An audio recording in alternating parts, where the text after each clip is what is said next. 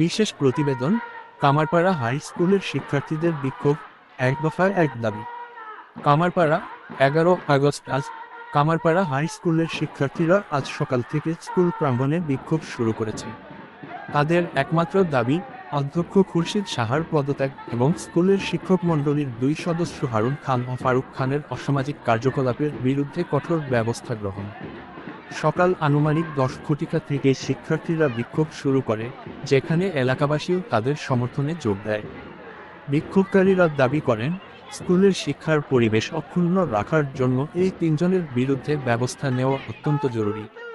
শিক্ষার্থীদের অভিযোগ, অধ্যক্ষ খুরশিদ সাহার কার্যক্রমে স্কুলের শিক্ষার মান কমে গেছে এবং হারুন খান ও ফারুক খান বিভিন্ন অসামাজিক কার্যকলাপের সঙ্গে যুক্ত। এসব কারণে তারা এই বিক্ষোভে অংশগ্রহণ করেছে এবং দাবি করছে যে কর্তৃপক্ষ দ্রুত পদক্ষেপ নেবে। এলাকার সাধারণ মানুষও শিক্ষার্থীদের পাশে দাঁড়িয়ে তাদের দাবিকে সমর্থন জানিয়েছেন। বিক্ষোভকারীদের স্লোগান, এক দফায় এক দাবি, অধ্যক্ষ সাহার পদত্যাগ চাই, হারুন ও ফারুকের বিচার চাই, যা স্কুল প্রাঙ্গণে প্রতিধ্বনিত হয়েছে।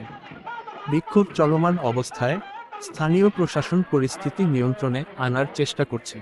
তারা জানিয়েছেন, বিষয়টি নিয়ে তদন্ত করা হচ্ছে এবং প্রয়োজনীয় ব্যবস্থা গ্রহণ করা হবে। এদিকে স্কুল কর্তৃপক্ষ এখনও কোনো আনুষ্ঠানিক বিবৃতি দেয়নি। শিক্ষার্থীরা জানায়, দাবি পূরণ না হওয়া পর্যন্ত তারা বিক্ষোভ অব্যাহত রাখবে।